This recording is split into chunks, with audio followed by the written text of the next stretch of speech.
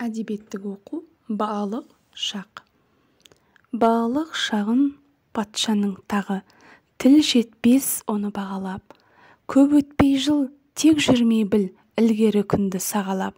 Үйрен білім жастықта, білмесен жанға қастықты. Білімге жүгір, жоқ ойдан түңіл, ерікке қоймай ентелеп. Қайтпас уақыт, қал дәмін татып, бос өткізбей еркелеп. Жастық деген бағасыз, қадірін білмес санасыз.